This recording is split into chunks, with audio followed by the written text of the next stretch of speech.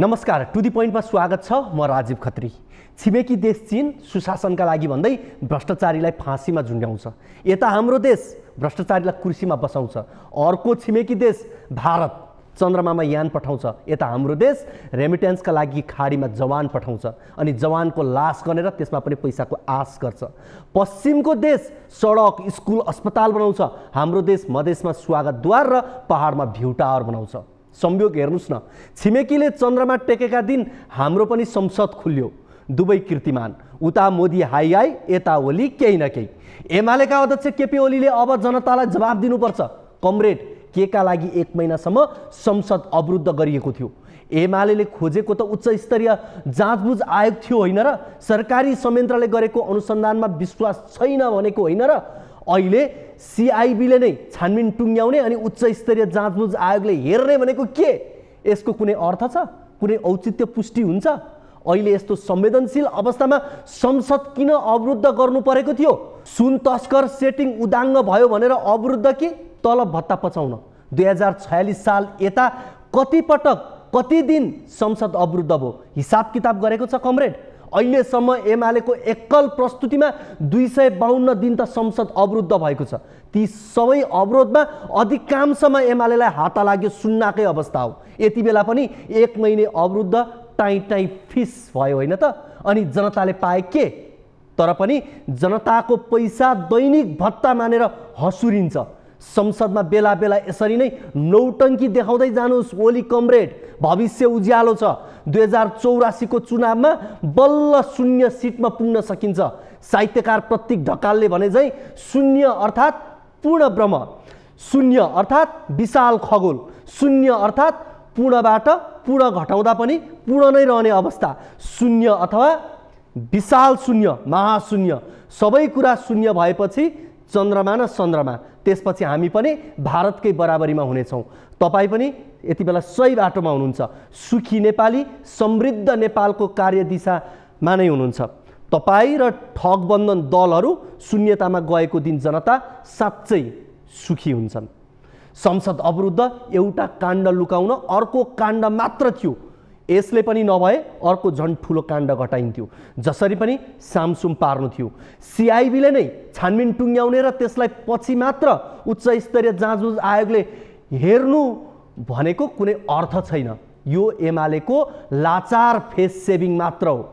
यता राज्यको ढुकुटीमा गिद्धे नजर लगाउने लुटेराहरूलाई सर्वोच्चले दरो झापड दिएको छ। डकैतीलाई हाक्का हाकी संसदीय विकास कोषको खोल ओढाएर राज्यको 5 करोड रुपियाँ लुट्ने लालसा थियो। सर्वोच्चले कार्यान्वयनमा नगर्नु भनेर पानी छ्यापिदिएको छ। तर आफूलाई मुलुकभन्दा माथि रहेको दम्म बोक्ने ठग बन्धनहरूले यो आदेशलाई पनि लत्याइदिने पो हुन् कि भन्न सकिँदैन। खान जन्मिएकाहरू खन्चुवाहरू खानमा एकजुट हुन्छन्। सङ्घ र प्रदेश सरकारलाई निर्वाचन क्षेत्र विकासको बजेटका नाममा देशको पैसा लुट्ने हक थिएन। सांसद विकास कोषको स्थापना गलत थियो। विधि सिद्धान्त र सुशासनको आलोकमा कहीँ कतै नमिल्ने थियो। तर कङ्ग्रेसी माननीयहरूले सुनेनन्। धन्न कानुनको शासन सम्झाउने एउटा अदालत छ। अर्थमन्त्री र नेपाली कङ्ग्रेस भाग्यमानी छ। यसले बोक्नुपर्ने संविधान र संवैधानिकताको एजेन्डा अदालतले बोकिदिएको छ। आखिर सर्वोच्चले भन्नै पर्यो, व्यक्तिगत तजबिजमा खर्च गरिने सांसद विकास कोष योजनाबद्ध विकास र सुशासनको सिद्धान्त विपरीत हुन्छ भनेर। माननीयहरूलाई झापड नै चाहिने, लातको भूत बातले मान्दैन भनेको यही हो। आशा गरौँ अन्तिम फैसला पनि यस्तै रहोस्। अपराधिक सङ्गठित राजनीतिमा यस्ता दनक दिनै पर्छ। बाँडी चुडी खाने संस्कार नरोक्ने हो भने देशै टाट पल्टिने हो। संसद विकास कोष नीतिगत भ्रष्टाचार हो। जनताले जिताएर सांसद बनाएको ठेकेदार र खजान्ची बनाउन होइन, नीति निर्माता बनाएर पठाएको। पहिला आफ्नो औकात बुझ। अब सांसद विकास कोष काटेर लम्पी स्किन पीडितलाई राहत दिए पनि हुन्छ। देशभरिका लाखौँ किसान रुवाएर अरू विकासको के अर्थ रहेर? हुन त सरकारले पालिका मार्फत अनिवार्य बिमा लागू गरेको छ। प्रत्येक गाई भैँसी बाख्रा समेतको बिमा गराइएको छन्। यो बिमाको व्यापार फेरि अचम्मको छ। पशु बिमाको रकम बिमाको शोषकले बेहोर्नु पर्दैन रे। पशु किन्दा बखतै 15-20 हजारमा किसानले किनेको गाईबस्तुको कानमा टाँसेको दलाली ट्याग आखिर के कामका लागि रहेछ?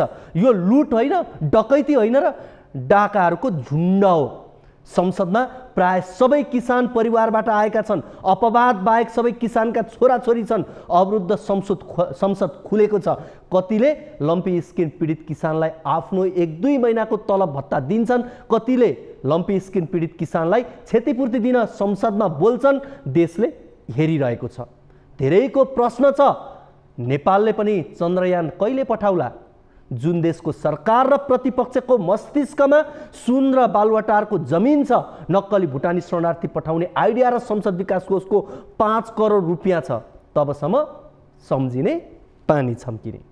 दर्शकवृन्द, टु द पोइन्टमा हामी समसामयिक राजनीतिक विषयवस्तुमाथि यस्तै अर्जुन दृष्टि राख्छौँ। आज हामीले विभिन्न राजनीतिक विषयवस्तुहरू सहितको सामग्री लिएर आएका छौँ। कुरा गरौँ कोशी प्रदेशको। अब कहीँ नभएको जात्रा हाँडी गाउँमा होइन, कोशी प्रदेशमा भन्नुपर्ने भएको छ। उखान नै फेरिएको छ। विश्वासको मत लिनु अघि सभामुखको राजीनामा, विश्वासको मत लिने दिन उपसभामुख बिरामी, विपक्षी ज्येष्ठ सदस्यहरू विधामा, उपसभामुखले संसद चलाउन जिम्मा लिएका सांसद केही बेर प्रदेश सभाको अध्यक्ष अनि एकैछिनमा अध्यक्षता अरूलाई दिएर तल गएर भोट अनि फेरि कुर्सीमा फर्केर अध्यक्षता। लोकतन्त्र र संसदीय गतिविधिप्रतिको निकृष्ट तहको भद्दा मजाक योभन्दा अरू के हुन सक्छ? कोशी प्रदेशको सत्ता सङ्घर्षले संघीयता र गणतन्त्र नै लजाएर भुतुक्क भयो। तर पनि गणतन्त्रका मसियाहरू भने विजय भोजमा तल्लिन्छन्। सत्ता र शक्तिको बलमा न्यायपालिका र संविधानको हुर्मत लिएर सर्वोच्च अदालतको अपहेलना गर्ने सत्ताधारीको कुकर्म योभन्दा घृणित अरू के हुन्छ? जुवाडेले जालझेल गरेर जित हासिल गरे जस्तै कोशी प्रदेशमा गठबन्धन नामको ठगबन्धनले सरकार निर्माण गरेर कानुन र संविधानको धज्जी मात्रै उडाएर कि संघीयता समेत धरापमा पारेको छ। हेरौँ यो रिपोर्ट। राजनीतिक दलहरूले राजनीति सत्ताको लागि मात्रै गर्छन् भन्ने कुरा पुष्टि फेरि एकपटक कोशी प्रदेशमा दलहरूले देखाएको हरकतले गरेको छ। जुनसुकै दलका जुनसुकै नेतालाई पनि राजनीति कसका लागि गर्नुहुन्छ, केका लागि गर्नुहुन्छ भनेर सोध्यो भने सजिलै जवाब पाइन्छ, देश र जनताका लागि। तर देश र जनताका लागि राजनीति गर्छन् कि सत्ताका लागि भन्ने कुरा कोशीमा दलहरूले देखाएको खुरापाती भूमिकाले प्रष्टै पारेको छ। अब पनि दल र तिनका नेताहरूले देश र जनताका लागि राजनीति गर्छौं भनेर दिउँसो रात पार्ने चेष्टा नगरे हुन्छ। दलहरूको यस्तै हरकतले नेपालमा राजनीतिलाई फोरी खेल भनिएको।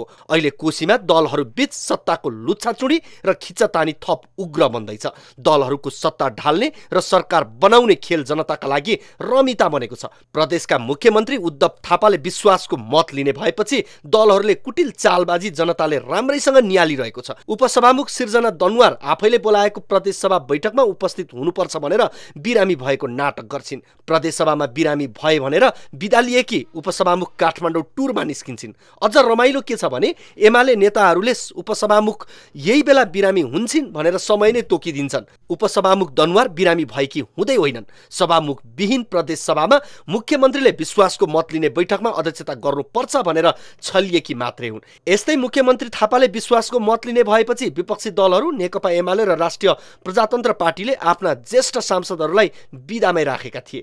प्रदेशसभामा मुख्यमन्त्री थापालाई विश्वासको मत लिनबाट रोक्ने योजना अनुसार एमाले सांसदहरूलाई बिदामा राखेको हो। त्यति मात्र होइन, सत्ता जोगाउनका लागि 10 करोड र मन्त्री दिने अफर आएको राष्ट्रिय प्रजातन्त्र पार्टी राप्रपाका अध्यक्ष राजेन्द्र लिङ्गदेनले खुलासा नै गरिसकेका छन्। सत्ता गठबन्धनको त कुरै नगरौँ। तत्कालीन नेकपा अध्यक्ष केपी शर्मा ओलीले गरेको प्रतिगमन अहिलेको सत्ता गठबन्धनको जग हो। ओलीले संविधान विपरीत प्रतिनिधि सभा विघटन नगरेको भए यो गठबन्धन संविधानको रक्षाका लागि बनेको। संविधान रक्षा गर्ने बाहेक यो गठबन्धनसँग सैद्धान्तिक वैचारिक धरातल नै छैन। प्रतिगमन विरुद्ध बनेको गठबन्धन नै प्रतिगमनको यात्रामा लामबद्ध भएको छ। कोशीबाट गठबन्धनले नै प्रतिगमनको यात्रा तय गरेको छ। गत असार 21 गते कंग्रेस संसदीय दलका नेता उद्धव थापालाई मुख्यमन्त्री बनाउने सन्दर्भमा गठबन्धनले सभामुखलाई प्रयोग गरेर प्रतिगमनको यात्रा तय गरेको थियो। संविधानमै सभामुख र सभामुखको जिम्मेवारी स्पष्ट उल्लेख छ। यस आधारमा विकृत अभ्यासहरूकै निरन्तरता स्वरूप सरकार गठनमा सभामुखलाई प्रयोग गर्नु प्रतिगमन नै हो।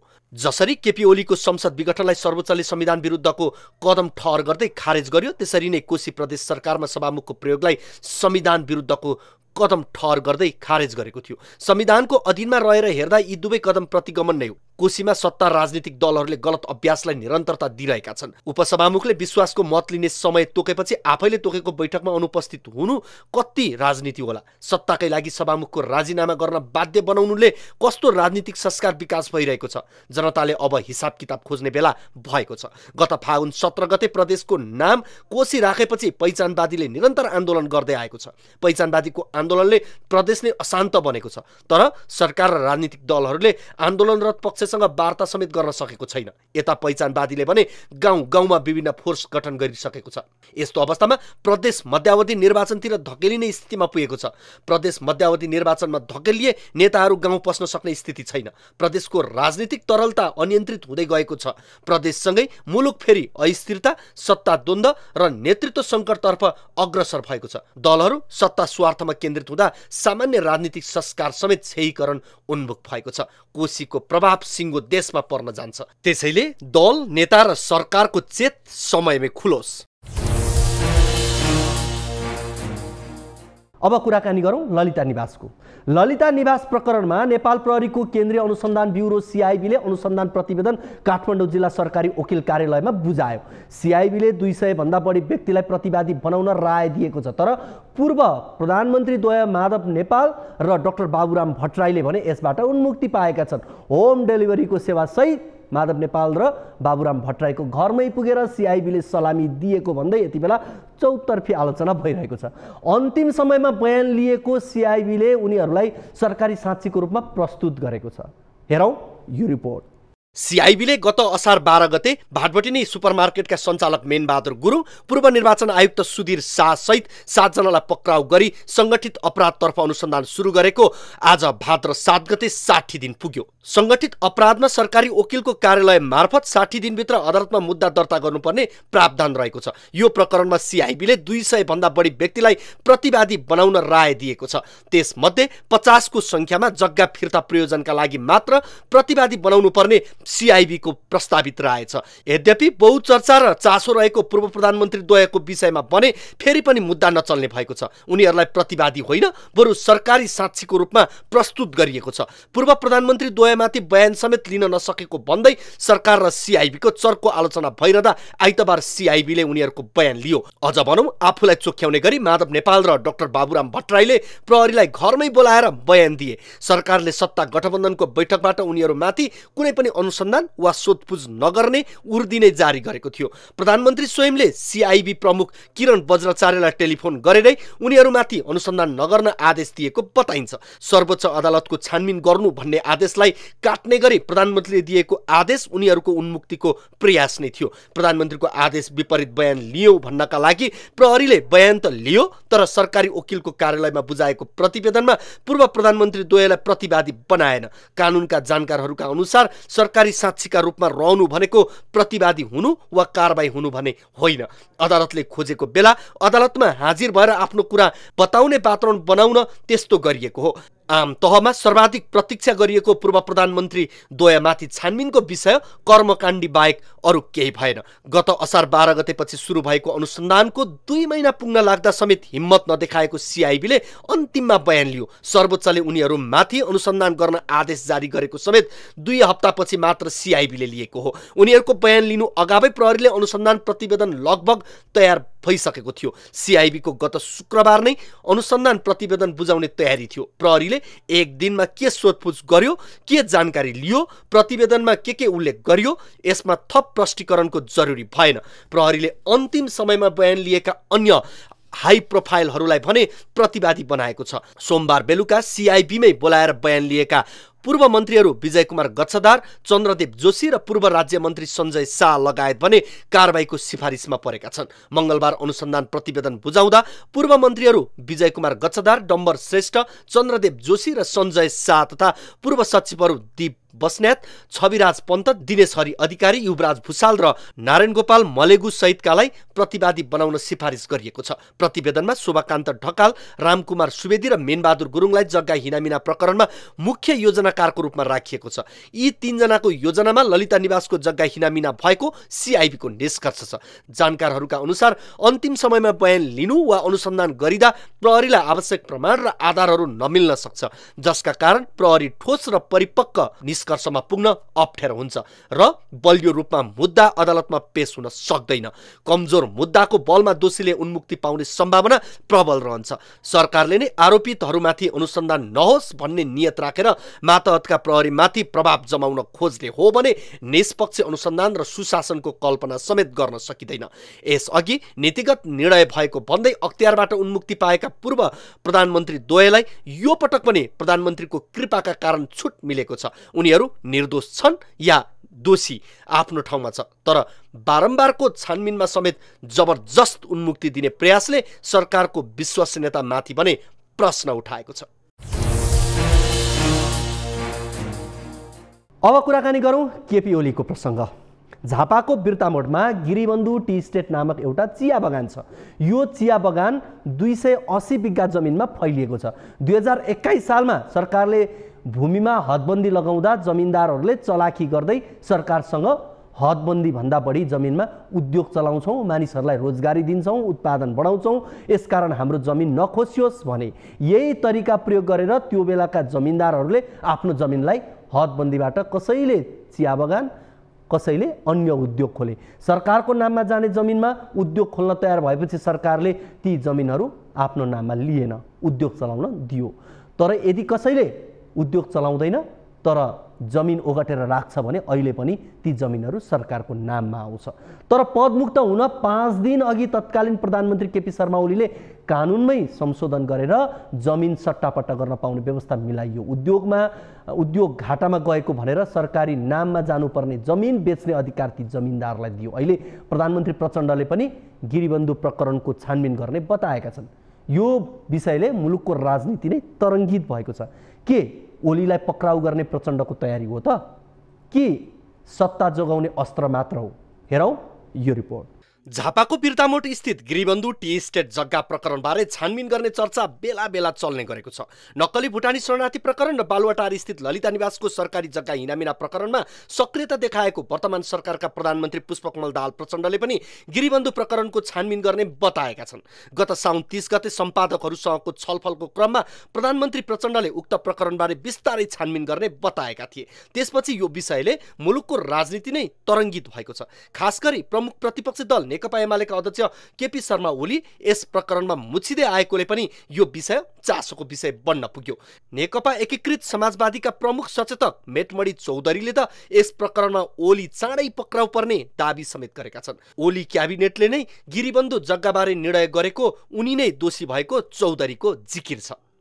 पक्राउ पर्ने भने चाँडै समातिँदैछन्। त्यो कारणले प्रत्येक दिन सदन अवरोध गर्ने, अनेक बाहना निकाल्ने, अनेक कुरा गर्ने काम गरिरहेछन्। समातिन्छ भनेर यो खालका बखेरा झिकिरा छन्। होइन भने क्याबिनेटको निर्णय, केपी ओली प्रधानमन्त्री, केपी ओलीको मान्छे भूमि सुधार मन्त्री, त्यो क्याबिनेटले गरेको निर्णय, अनि केपी ओली दोषी नभएर अरू तपाईँ दोषी रहनुहुन्छ त? त्यसले दोषी केपी ओली नै हुन्। केपी ओली समातिनुपर्छ, केपी ओलीलाई अनुसन्धान गर्नुपर्छ।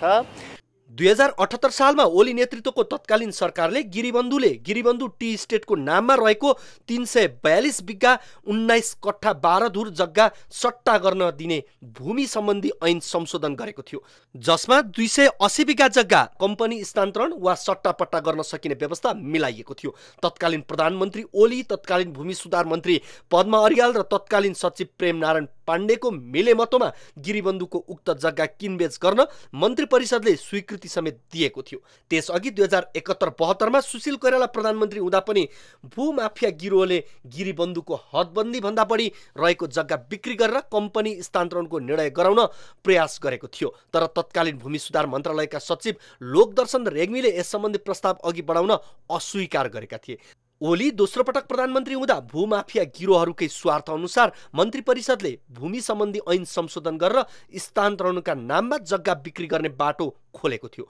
भूमाफियाको स्वार्थमा ओली सरकारले भूमि सम्बन्धी ऐन संशोधन गरेपछि गिरीबन्धु टी स्टेट स्थानान्तरण गरी उक्त जग्गा बेचेर अरबौं कमाउने योजना बनाएको आरोप लाग्दै आएको छ।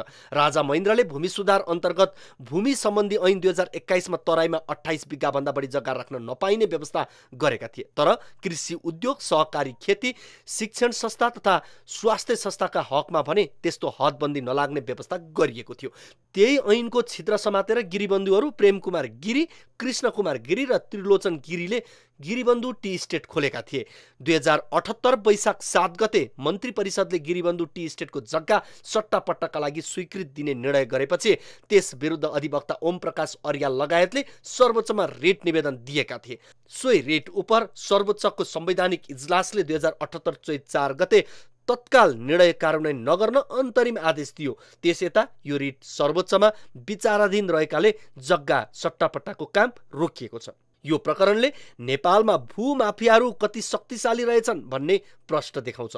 अब सरकारले यस प्रकरणको अनुसन्धान गरेर दोषीलाई कारबाहीको दायरामा ल्याउला कि यो विषय उछालेर सत्ता जोगाउने अस्त्र मात्रै बनाउँछ, त्यो भने हेर्न समय कुर्नै पर्ने हुन्छ।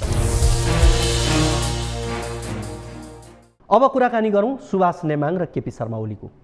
भद्र स्वभाव र तौलिएर बोल्ने सुभाष नेमाङ सिरियल जोकर हुन्। सिरियल जोकर अर्थात् केपी ओली जस्तै धारा प्रवाह उखान टुक्का हालेर हँसाउन खप्पिस नेता हुन् नेमाङ पनि। भद्रगोल जेलमा ओली र नेमाङसँगै सजाय पनि काटेका थिए। यी दुईको मिल्ती पुरानै हो।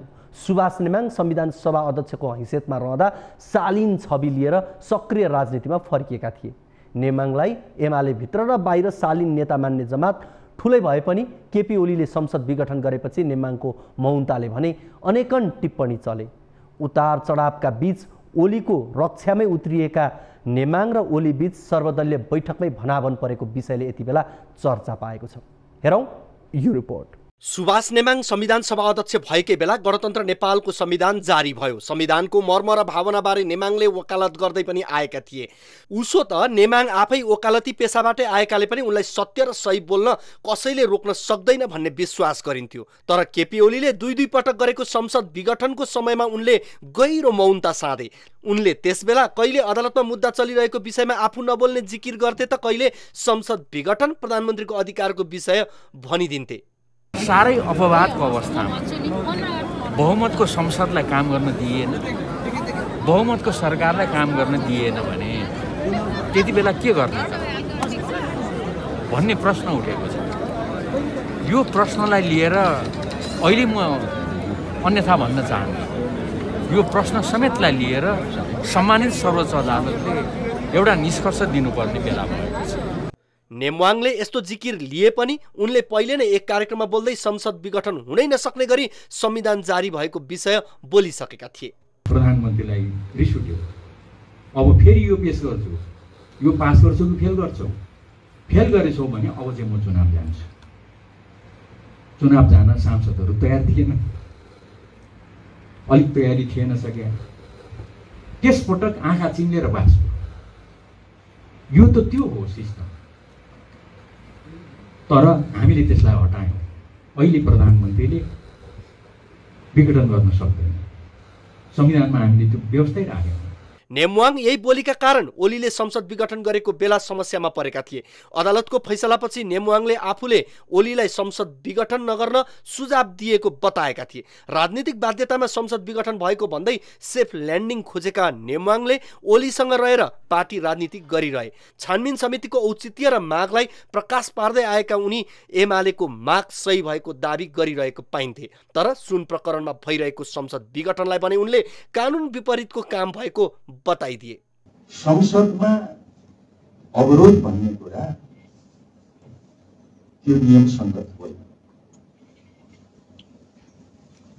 संविधानले अवरोध गर्ने कुरालाई अनुमति दिएर राखेको छ। नियमले पनि अवरोधको कल्पना गर्छ। तर राजनीतिक दलहरू कहिलेकाहीँ अवरोध गर्छन्।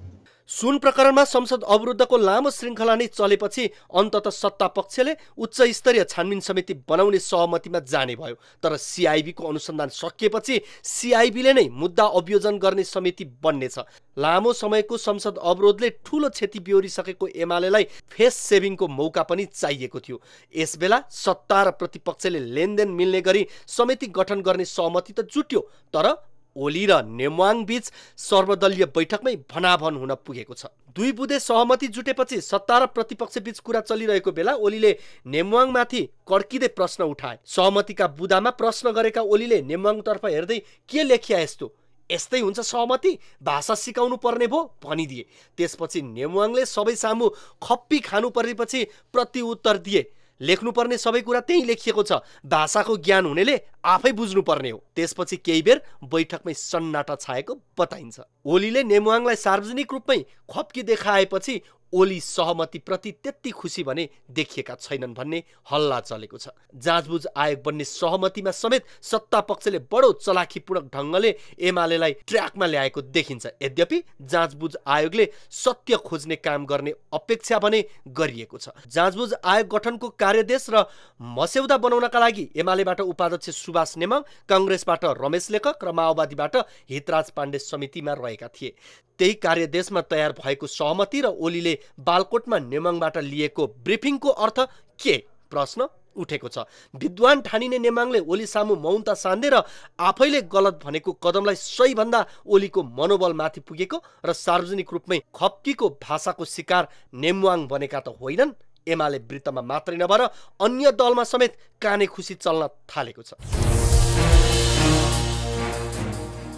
अब कुराकानी गरौँ एमालेले गरेको राष्ट्रपतिलाई उपेक्षाको सन्दर्भ। राष्ट्रपति रामचन्द्र पौडेल र प्रमुख प्रतिपक्षी दल एमाले अध्यक्ष केपी शर्मा ओलीबीच सम्बन्धमा खटपट देखिएको छ। निर्वाचनपछि नयाँ राष्ट्रपति चयन भएको 6 महिनामै शीतल निवास र बालकोट बीच सम्बन्धमा खटपट देखिएको। राष्ट्रपति चयन भएको 5 महिनापछि मात्रै उनीहरूबीच पहिलो भेटवार्ता भएको थियो। सम्बन्धमा आएको खटपटकै कारण एमालेले राष्ट्रपति पौडेलले मङ्गलबार आह्वान गरेको सर्वदलीय बैठक बहिष्कार गरेको छ। राष्ट्रपतिको सचिवालयले अन्य दललाई जस्तै एमालेलाई पनि बैठकमा आमन्त्रण गराए पनि उसका नेताहरू सहभागी नभएको जनाएको छ। 31 साउनको पछिल्लो भेटवार्ता तिक्ततामा परिणत भएका कारण ओलीले राष्ट्रपतिले बोलाएको संसदमा प्रतिनिधित्व गर्ने दलहरूको सर्वदलीय बैठक नै बहिष्कार गरेका हुन्। हेरौँ यो रिपोर्ट। गत साउन 2 गते त्रिभुवन अन्तर्राष्ट्रिय विमानस्थलबाट भन्सार जाँच पास गरेर बाहिरिएको झण्डै 61 किलो सुन प्रधानमन्त्री मातहतमा राजस्व अनुसन्धान विभागले बरामद गर्यो। उक्त सुन तस्करी प्रकरणलाई लिएर प्रमुख प्रतिपक्ष दल नेकपा एमालेले साउन 10 गतेदेखि निरन्तर संसद अवरुद्ध गर्यो। सुन तस्करीमा उपप्रधान तथा गृहमन्त्री नारायण काजी श्रेष्ठ र अर्थमन्त्री डाक्टर प्रकाश शरण महतकै समेत संलग्नता हुन सक्ने एमालेको आशंका थियो। त्यसैले सुन तस्करीबारे उच्च स्तरीय छानबिन समिति बनाएर छानबिन गर्नुपर्ने एमालेको माग थियो। तर छानबिन समिति बनाउँदा प्रहरीको केन्द्रीय अनुसन्धान ब्युरो सिआइबीले गरिरहेको अनुसन्धानमा प्रभाव पर्ने र मुद्दा डाइभर्ट हुन सक्ने भन्दै सत्ता गठबन्धन समिति बनाउन तयार भएन। सोही विषयलाई लिएर एमाले जनताको आवाज उठाउने प्रमुख थलो संसदलाई 1 महिने बन्धक बनायो। एमालेको उक्त कदमको अरू प्रतिपक्षी दल राष्ट्रिय स्वतन्त्र पार्टी, राष्ट्रिय प्रजातन्त्र पार्टी लगायतले विरोध नै गरेका थिए। योभन्दा अगाडि पनि सम्माननीय सभामुखज्यूबाट यस्तै क्रियाकलाप भयो। सम्माननीय सभामुखज्यूबाट हामीले यो अपेक्षा गरेका छैनौं। जुन सम्मान हाम्रो छ यो प्रणालीप्रतिको सम्मान छ।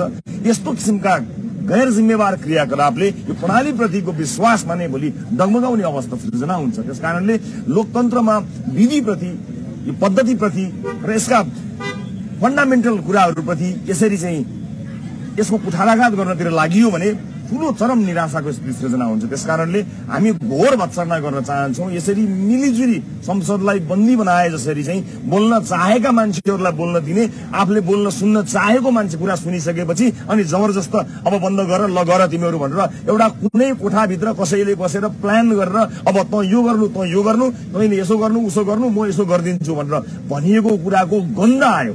संसद खुलाउनका लागि प्रधानमन्त्री पुष्पकमल दाहाल प्रचण्ड र सभामुख देवराज घिमिरेले कयौं प्रयासहरू गरे पनि केही जोर चलेन। एमाले आफ्नो अडानदेखि पछि हट्दै हटेन। मेरो गोरुको 12% गरिरह्यो। लामो समय संसद अवरुद्ध भएपछि राष्ट्रपति रामचन्द्र पौडेलले अवरोध हटाउन चासो राखे। प्रधानमन्त्री प्रचण्डले राष्ट्रपति पौडेललाई संसदको अवरोध हटाउन सहयोग गरिदिन आग्रह नै गरेका थिए। त्यसपछि राष्ट्रपति पौडेलले सत्ता गठबन्धन र प्रमुख प्रतिपक्षी दल एमालेका नेताहरूलाई छुट्टा छुट्टै बोलाएर छलफल गरेका थिए। सत्तापक्ष र प्रतिपक्षी दलका नेताहरूसँग छुट्टा छुट्टै छलफल गर्दा पनि केही सिप नचलेपछि राष्ट्रपति पौडेलले सर्वदलीय बैठकको आह्वान गरे। राष्ट्रपति पौडेलले आह्वान गरेको सर्वदलीय बैठक मङ्गलबार शीतल निवासमा बस्यो। बैठकमा राष्ट्रपति पौडेलले आफू लोकतन्त्रका लागि धेरै दुःख पाएको कार्यकर्ता भएकाले लोकतन्त्र बचाउनका लागि पहल गरेको बताए।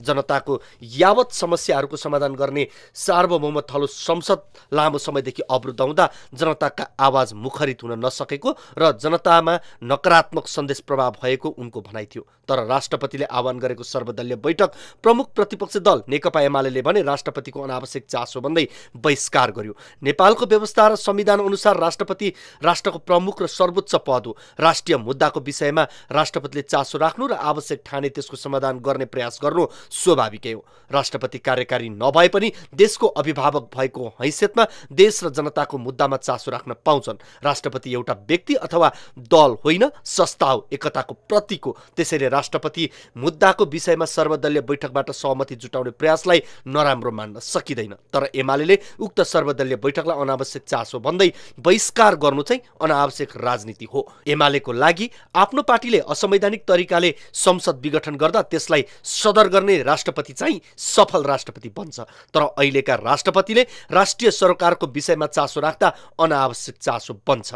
आलङ्कारिक राष्ट्रपति भनेको नै केही हानि वा नोक्सानी गर्न नसक्ने भन्ने अर्थ लाग्छ।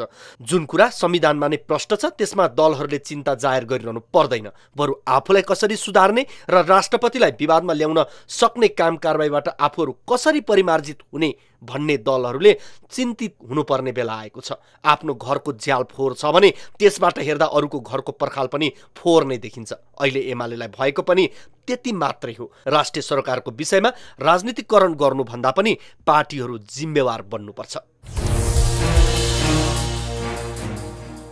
दर्शकवृन्द, हामी यो कार्यक्रम हप्ताको 2 पटक आइतबार र बिहिबार लिएर आउँछौँ। आजको टु दी पोइन्टबाट बिदा लिन्छु। हवस् त, नमस्ते।